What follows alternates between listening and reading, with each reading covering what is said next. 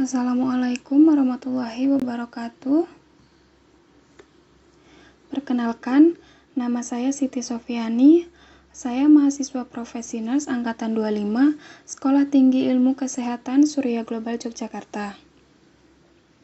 Di sini, saya akan menyampaikan terkait penanganan gawat darurat pada pasien yang terkena sengatan binatang berbisa, contohnya pada ular. Selanjutnya, definisi, di mana ular memiliki racun dan bisa. Racun ular adalah racun hewani yang terdapat pada ular berbisa. Racun binatang adalah merupakan campuran dari berbagai macam zat yang berbeda yang dapat menimbulkan beberapa reaksi toksin yang berbeda pada manusia. Bisa adalah suatu zat atau substansi yang berfungsi untuk melumpuhkan mangsa dan sekaligus juga berperan pada sistem pertahanan diri. Bisa tersebut merupakan ludah yang termodifikasi yang dihasilkan oleh kelenjar khusus yang disebut kelenjar ludah parotoid yang terletak di bagian bawah sisi kepala belakang mata ular. Ini menurut Taufan dan kawan-kawan pada tahun 2016 dalam buku Teori Asuhan Keperawatan Gawat Darurat. Selanjutnya, etiologi. Terdapat 3 famili ular yang berbisa yaitu Elavidae, Hydrovidae, dan Viperidae. Bisa ular dapat menyebabkan perubahan lokal seperti udem dan perdarahan. Bisa yang menimbulkan perubahan lokal tetapi tetap di lokasi pada anggota badan yang tergigit. Sedangkan beberapa bisa Elavidae tidak terdapat lagi di lokasi gigitan dalam waktu 8 jam. Menurut Taufan dan kawan-kawan pada tahun 2016. Selanjutnya, di sini berdasarkan jenis bisa ular dapat dikategorikan menjadi 4. Yang pertama yaitu neurotoksin, yaitu bisa yang menyerang saraf. Yang kedua hematoksin, yaitu bisa yang menyerang darah. Dan yang ketiga yaitu kardiotoksin, bisa yang menyerang jantung. Dan yang terakhir yaitu sitotoksin, bisa yang menyerang sel. Selanjutnya, di sini ada patofisiologi. Bisa ular yang termasuk ke dalam tubuh dapat menimbulkan daya toksin. Toksin tersebut menyebar melalui peredaran darah yang dapat mengganggu berbagai sistem, seperti sistem neurologi, sistem kardiovaskular, maupun sistem pernafasan. Pada gangguan sistem neurologis, toksin tersebut dapat mengenai syaraf yang berhubungan dengan sistem pernafasan, yang dapat mengakibatkan udem pada saluran pernafasan, sehingga dapat menimbulkan kesulitan untuk bernafas. Pada sistem kardiovaskular, toksin mengganggu kerja pembuluh darah yang dapat mengakibatkan hipotensi, sedangkan pada sistem pernafasan dapat mengakibatkan shock hipovolemik dan terjadi koagulopati hebat atau turunnya pembekuan darah yang dapat mengakibatkan gagal nafas, menurut Taufan dan kawan-kawan pada tahun 2016. Selanjutnya, di sini ada tanda dan gejala. Tanda dan gejala di sini ada gejala lokal, gejala sistemik, dan sindrom kompartemen. Untuk gejala lokal itu seperti kemerahan, bengkak, perdarahan, rasa terbakar, nyeri tekan pada luka gigitan, ekimosis atau kulit kegelapan karena darah yang terperangkap di jaringan bawah kulit. Kemudian untuk gejala sistemik yang perlu diwaspadai yaitu gangguan penglihatan. Gejala neurologis itu seperti pusing, sakit kepala, gejala kardiovaskuler seperti berdebar-debar, hipotensi, gejala sistem pencernaan seperti mual dan muntah, gejala sistem pernafasan seperti sulit bernafas, dan gejala lain seperti demam, kelemahan otot, serta hipersalivasi.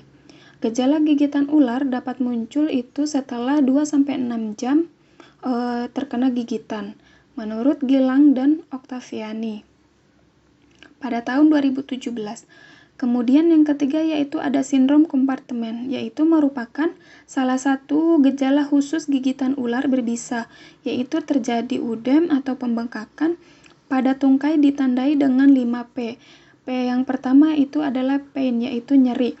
P yang kedua yaitu adalah pallor, yaitu muka pucat, dan P yang ketiga itu ada parestesia yaitu mati rasa, dan P yang keempat itu ada paralisis yaitu kelumpuhan otot, dan P yang kelima adalah full sileness yaitu denyutan. Ini menurut Taufan dan kawan-kawan pada tahun 2016. Selanjutnya, di sini ada tanda dan gejala khusus pada gigitan famili ular dan cirinya. Untuk yang pertama, di sini ada gigitan famili Elavidae. Di sini terdapat ular krait, ular mamba, ular kobra, ular weling, ular cabai, dan ular koral. Untuk cirinya, ciri yang pertama yaitu semburan kobra pada mata dapat menimbulkan rasa sakit yang berdenyut, kaku pada kelopak mata, bengkak di sekitar mulut. Ciri yang kedua, sakit yang sangat berat, melepuh, dan kulit yang rusak. Ciri yang ketiga yaitu 15 menit setelah terkena gigitan ular muncul gejala sistemik. Dan ciri yang terakhir yaitu 10 jam muncul paralisis urat-urat di wajah, bibir, lidah, leher, sehingga sukar berbicara. Susah menelan, otot lemas, kelopak mata menurun, sakit kepala, kulit dingin, muntah, pandangan kabur, mati rasa di sekitar mulut, dan kematian dapat terjadi dalam waktu 24 jam. Menurut Taufan dan kawan-kawan pada tahun 2016. Selanjutnya, di sini ada gigitan famili Viveridae atau Grotalidae. Di sini terdapat ular tanah dan ular hijau. Cirinya, yang pertama yaitu gejala lokal timbul dalam 15 menit atau setelah beberapa jam berupa bengkak di dekat gigitan yang menyebar ke seluruh anggota badan. Ciri yang kedua, gejala sistemik muncul setelah 50 menit atau setelah beberapa jam. Dan ciri yang ketiga yaitu keracunan berat ditandai dengan bengkakannya di atas siku dan lutut dalam waktu 2 jam atau ditandai dengan perdarahan hebat. Menurut Taufan dan kawan-kawan pada tahun 2016. Selanjutnya, di sini ada gigitan famili Hydrovidae, yaitu terdapat pada ular laut. Cirinya, yang pertama segera timbul sakit kepala, lidah terasa tebal, berkeringat, dan muntah. Ciri yang kedua, setelah 30 menit sampai beberapa jam, biasanya timbul rasa kaku dan nyeri menyeluruh, dilatasi pupil, spasme otot rahang, paralisis otot, myoglobulinuria yang ditandai dengan urin warna coklat gelap, ginjal rusak, bahkan bisa henti jantung. Selanjutnya, untuk pemeriksaan penunjang, di sini pada pemeriksaan penunjang yang dilakukan pada pasien yaitu melakukan cek darah lengkap, GDS, LED, terus tidak ada kelainan, hitung sel darah lengkap, hitung trombosit, urinalisasi, bun, dan elektrolit. Pada kasus gigitan ular berbisa walaupun pada awalnya gejala yang timbul ringan harus tetap dilakukan screening untuk menghindari terjadinya komplikasi pada sistem lain. Menurut Gilang dan Oktaviani pada tahun 2017. Selanjutnya, di sini ada penata laksanaan di mana yang pertama yaitu prinsip penanganan pada korban gigitan ular. Prinsip yang pertama yaitu menghalangi penyerapan dan penyebaran bisa. Prinsip yang kedua menetralkan bisa. Dan prinsip yang ketiga yaitu mengobati komplikasi.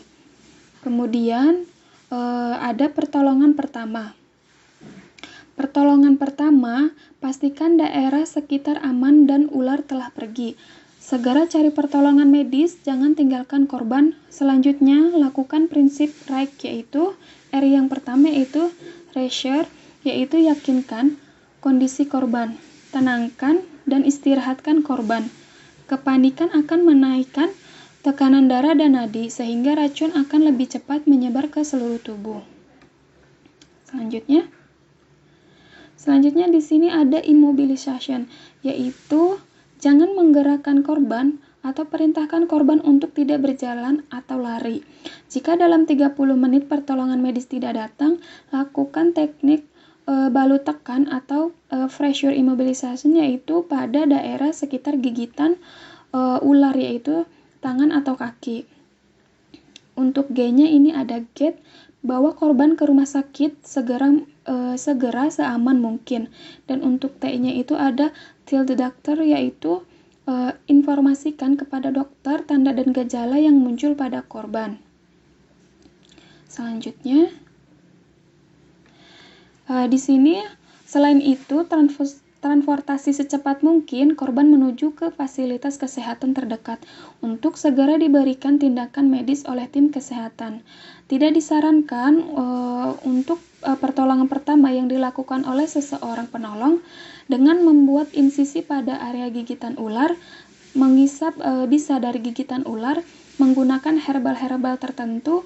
Tidak disarankan karena berpotensi untuk membahayakan korban maupun penolong. Selanjutnya,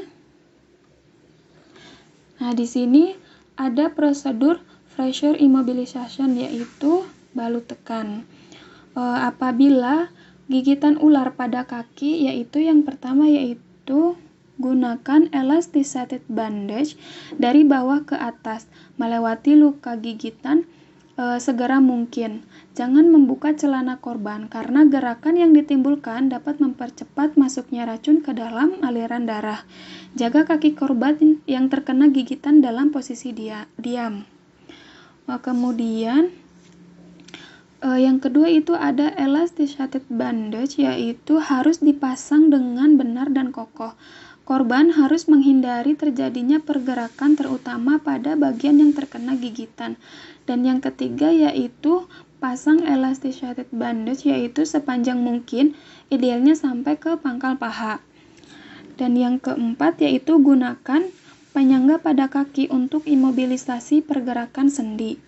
Dan yang kelima yaitu ikat penyangga dengan kaki menggunakan elasticated bandage dengan kuat agar korban tidak boleh berjalan.